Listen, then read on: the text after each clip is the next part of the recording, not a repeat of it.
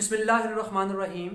अस्सलाम वालेकुम स्टूडेंट्स, आज के लेक्चर में chemistry first year chapter number 1 का एक टॉपिक है एम्पिरिकल फार्मूला। आज हम इस टॉपिक से रिलेटेड न्यूमेरिकल्स पढ़ेंगे, समझेंगे, डिस्कस करेंगे। अब हम देखते हैं कि हमारे पास क्वेश्चन क्या है, लेकिन इससे पहले थोड़ा सा हम जो है बेसिक बातें कर लें। एम्पिरिकल फार्मूला की जब बात करते हैं, एक्चुअली जब कोई भी जो है मटेरियल हम लेबॉर्ट्री में लेकर आते हैं, वो मटेरियल हम किसी भी प्लांट से हासिल करते हैं, किसी भी एनिमल से हासिल करते हैं, या हम किसी और सोर्स से मटेरियल लेकर आते हैं। अब उस मटेरियल में क्या कंपाउंड मौजूद है, उसका फार्मूला क्या है, तो वो हम फाइंड आउट कर सकते हैं। ठीक है, तो उसको फाइंड आउट करने का क्या तरीक़ाकार है, उसको हमने सीखना है, उसको हमने डिस्कस करना है। तो हम देखते हैं कि हमारे पास क्या क्वेश्चन है। क्वेश्चन ये है कि 1.367 gram of organic compound containing carbon, hydrogen, oxygen, यानी कि हमें एक्सपेरिमेंटल डाटा दिया हुआ है। हमें बताया गया है कि हमने 1.367 ग्राम जो है कंपाउंड है और इसके अंदर 3 एलिमेंट हैं, कार्बन, हाइड्रोजन और ऑक्सीजन।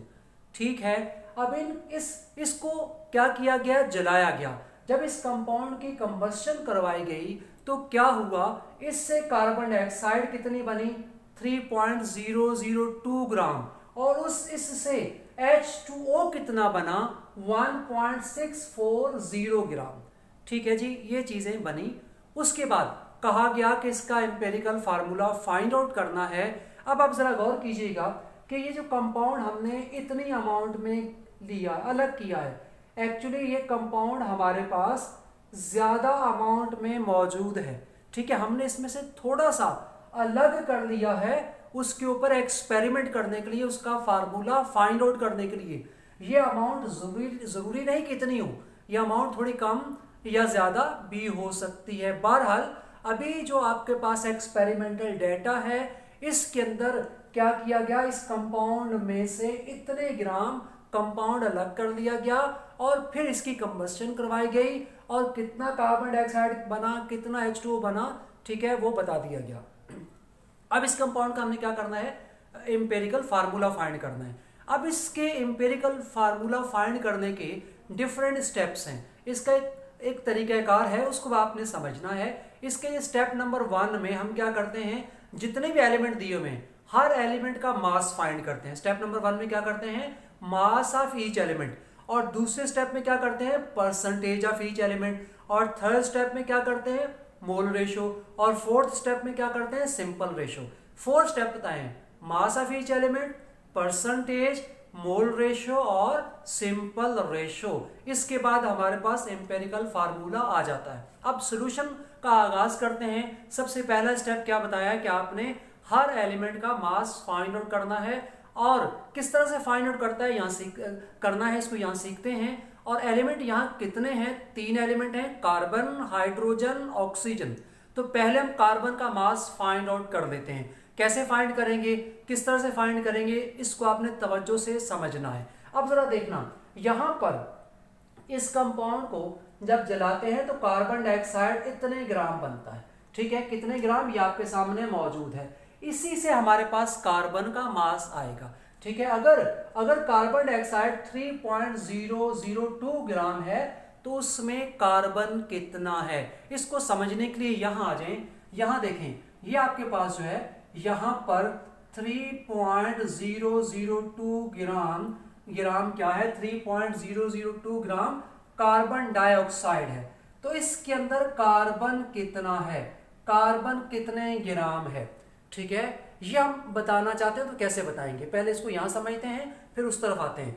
देखें, अब आप इसको लिखें, कार्बन डाइऑक्साइड, कार्बन का मास 12, ऑक्सीजन 16 टू द 32, तो कितना हो गया, 44। अब हम कहते हैं कि 44 ग्राम कार्बन में कितना, कार्बन डाइऑक्साइड में कार्बन कितना होता है, 12, नहीं 44 ग्राम कार्बन डाइऑक्साइड में कार्बन कितना होता है, 12 ग्राम। ये 44 में 12 ग्राम है, ये देखें, ये नजर आ रहा है। तो 1 में कितना होगा, 12/44। और कार्बन डाइऑक्साइड कितने हैं 3.002 ग्राम, तो 12/44 इंटू 3.002। तो इस तरह से आप डिवाइड करेंगे तो कितने ग्राम कार्बन है आपके पास सॉल्व होकर आ जाएगा 0.819 ग्राम। ठीक है, इस तरह से हम जो है कार्बन की अमाउंट को फाइंड आउट कर सकते हैं। और यहाँ पर इसको एक फार्मूले के जरिए से सिंपल अंदाज से बताया गया है। ये आपको इसलिए बताया ताकि आपके ज़हन में कॉन्सेप्ट होना चाहिए कि मास किस तरह फाइंड करते हैं, ताकि कार्बन डाइऑक्साइड के अलावा कोई और कंपाउंड हो उसके अंदर आपने किसी भी एलिमेंट का मास फाइंड करना है तो आप कर सकें। अब जरा यहाँ आते हैं, यहाँ पर देखें मास हमने कार्बन का मालूम करना है, तो यहाँ लिखा है कार्बन डाइऑक्साइड में देखें कितने कार्बन होते हैं एक, तो यहाँ आएगा 1 mole carbon, 1 mole carbon dioxide और मास ऑफ कार्बन डाइऑक्साइड ये वाला। ठीक है, कार्बन का 1 मोल क्या होता है 12 ग्राम और कार्बन डाइऑक्साइड का जो है 1 मोल क्या होता है 44, multiply mass of carbon dioxide जो यहाँ बताया गया है, डिवाइड कर दें, मल्टीप्लाई कर दें तो आपके पास कार्बन की अमाउंट। तो हमें ये पता चल गया कि इसके अंदर कार्बन कितने ग्राम है। एक चीज हमने पता चला ली कि इसके अंदर कार्बन कितने ग्राम है। ठीक है जी, अब हमने क्या करना है, बताना है कि हाइड्रोजन कितने ग्राम है। हाइड्रोजन बताने के लिए हम H2O, जो कि इसमें हाइड्रोजन है, H2O को यूज करेंगे और H2O को क्या करेंगे 1 मोल ऑफ H2O और यहाँ 2 मोल्स ऑफ H। अब 2 मोल क्यों लिखें, रीजन क्या है, रीजन यह है कि हाइड्रोजन के एक मॉलिक्यूल के अंदर हाइड्रोजन 2 हैं, एक नहीं है 2 हैं, तो यहाँ 2 आएगा। कार्बन डाइऑक्साइड वाले केस में यहाँ पर देखें, यहाँ कार्बन 1 है तो हमने 1 लिखा है, ये बात याद रखनी है। अक्सर स्टूडेंट मैंने देखा है ये मिस्टेक करते हैं कि वो यहाँ भी 1 कर देते हैं, यहाँ 1 नहीं आएगा। आप H2O को देखें, इसमें क्या है 2 हाइड्रोजन है तो यहाँ 2 आएगा। ठीक है, तो यहाँ पर क्या आ जाएगा, दो, एक हाइड्रोजन का मास 1 है तो 2 का 2 आ जाएगा। ठीक है, फिर H2O का मास 18 आ जाएगा। ठीक है, एक मोल H2O का मास 18 ग्राम होता है। फिर H2O का यहाँ मास कितना दिया वो यहाँ आ जाएगा, डिवाइड करके मल्टीप्लाई कर दें तो 0.18 ग्राम हाइड्रोजन। तो इसके अंदर हाइड्रोजन का कितना मास है पता चल गया। ठीक है जी, इसी तरह से अगर मैं आपसे कभी कहूँ, इसी तरह से मैं इनसे हट के मैं कहता हूँ जी आप ये बताएं इस कार्बन डाइऑक्साइड में ऑक्सीजन कितने ग्राम है, तो क्या बता सकते हैं। इसको समझने के बाद आपको बताना चाहिए। कैसे बताना चाहिए कि मैं कहता हूं कि कार्बन डाइऑक्साइड हमारे पास कितना है 3.002, इसमें ऑक्सीजन कितना है आप बता सकते हैं। कैसे बता सकते हैं कि आप ऑक्सीजन का मास, ये देखिए यहाँ से देख लें, यहाँ लिखेंगे और टोटल मास जो है 44, ये टोटल मास यहाँ लिखेंगे 44 है और इसमें ऑक्सीजन कितना है 32, यहाँ लिखेंगे और इस मास को यहाँ लिख देंगे तो ऑक्सीजन कितना है पता चलेगा। तो ये आपको मतलब ये चीज़ आनी चाहिए जो किस तरह की बात एमसीक्यूज में पूछी जा सकती है। बहरहाल अभी हम जो क्वेश्चन सॉल्व करें that is about empirical formula. तो इसमें मैंने बताया है कि सबसे पहले हर एलिमेंट का मास कैलकुलेट करना है, कार्बन का मास, हाइड्रोजन का मास। बड़ी उम्मीद है कि ये मास आपको कैलकुलेट करना आ गया होगा, समझ आ गया होगा। अब हम तीसरे एलिमेंट की बात करते हैं, ऑक्सीजन की।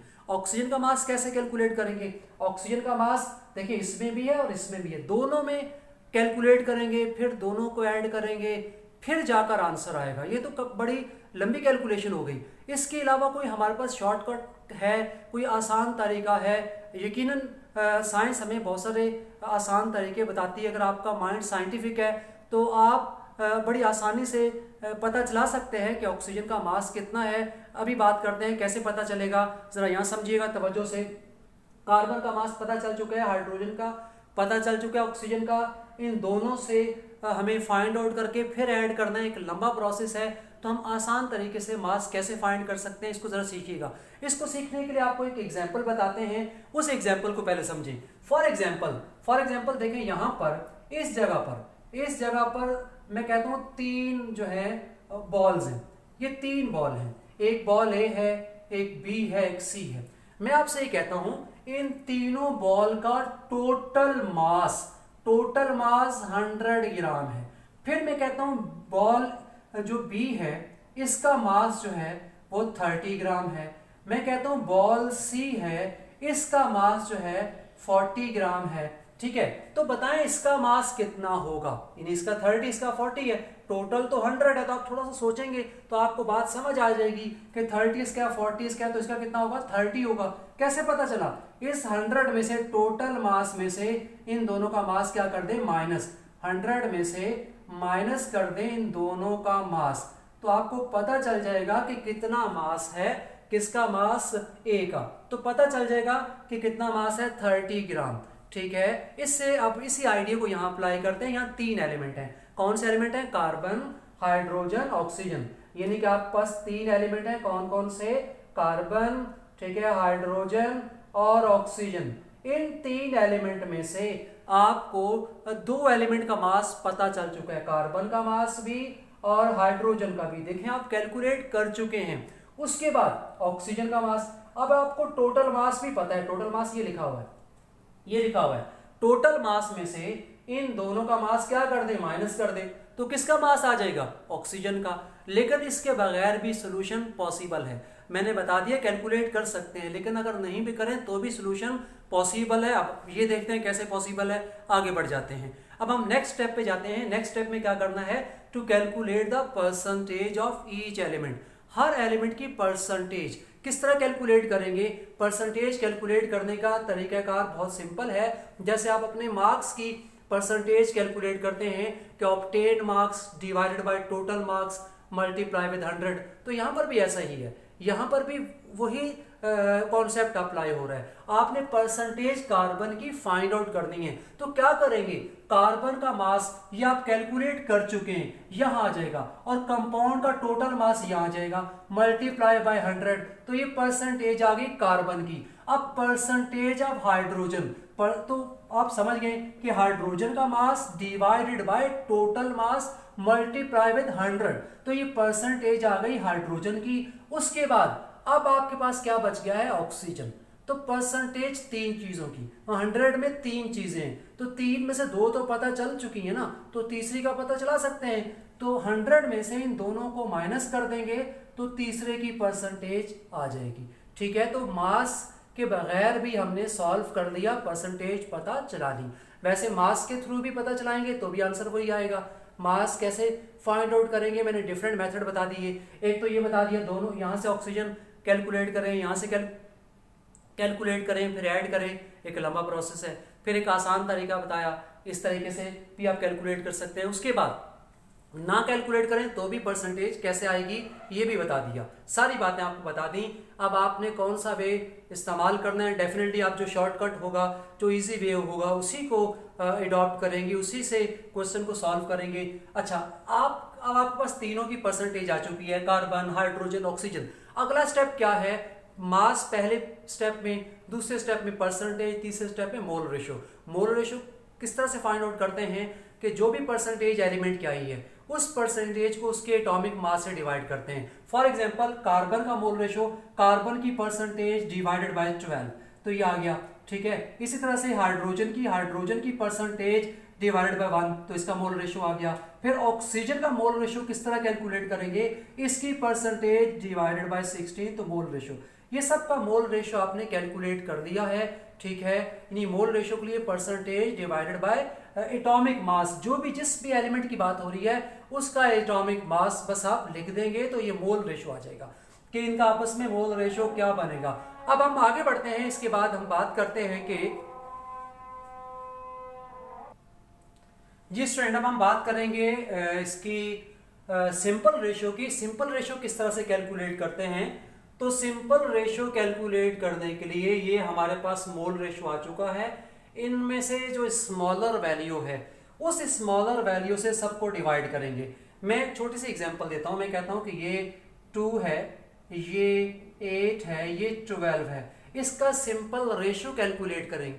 तो कैसे करेंगे, आप इन सबको किससे डिवाइड करोगे, 2 से। 2, ये भी 2 से डिवाइड होगा, ये भी 2 से, ये भी 2 से, तो ये आपने सिंपल रेशो कैलकुलेट किया है। तो यहां पर भी आपने सिंपलेस्ट रेशो कैलकुलेट करने के लिए इन तमाम को, यानी कि ये 5 है, ठीक है, ये 13.16 है और ये 1.68 है। ठीक है, इन तीनों का आपने सिंपल रेशो, तो सिंपल रेशो के लिए इसको भी 5 से, इसको सॉरी ये सबसे छोटा ही है 1.68, तो इसको भी 1.68 से, इसको भी और इसको भी, ठीक है। तो यहां पर आप आ जाए सिंपल रेशो के लिए, आप समझ गए कि सबको 1.68 से डिवाइड कर देंगे, तो यहां पर 3 आ गया, 8 आ गया, 1 आ गया। अच्छा यहां पर देखें डेसिमल में ये नहीं कि आएगी वैल्यू, जैसे फॉर एग्जांपल 2.8 आ गई, 2.9 आ गई, तो उसको राउंड ऑफ करके लिखा जाता है, ये राउंड ऑफ किया हुआ है, ठीक है। यहां तक राउंड ऑफ करने की जरूरत नहीं है, लेकिन यहां से राउंड ऑफ करके लिखना है। उसके बाद जो हमारे पास सिंपल रेशोज आए हैं, यही बेसिकली एम्पेरिकल फार्मूला बन गया है। कैसे एम्पेरिकल फार्मूला बन गया है कि देखें कार्बन कितने हैं, 3 हैं, हाइड्रोजन कितने हैं, 8 हैं, ऑक्सीजन कितने हैं, 1। तो ये आ गया एम्पेरिकल फार्मूला। इस तरीके से हमने क्या कर लिया है, हमें जो कंपाउंड जिसकी बात की गई थी, इसका एम्पेरिकल फार्मूला हमने फाइंड आउट कर लिया है। ये तरीकाकार है कि किसी भी कंपाउंड का एम्पेरिकल फार्मूला किस तरह फाइंड करते हैं अगर हमें उसका एक्सपेरिमेंटल डेटा बता दिया जाए, ठीक है। तो स्टूडेंट होपफुली आप लोगों को ये समझ आ गया होगा। फिर भी अगर आप कहीं पर कोई प्रॉब्लम फील करते हैं तो आप कमेंट में जाकर सवाल पूछ सकते हैं। अब इंशाल्लाह ताला नेक्स्ट लेक्चर में आपको मॉलिक्यूलर फार्मूला से रिलेटेड न्यूमेरिकल समझाएंगे। थैंक यू, अल्लाह हाफिज़।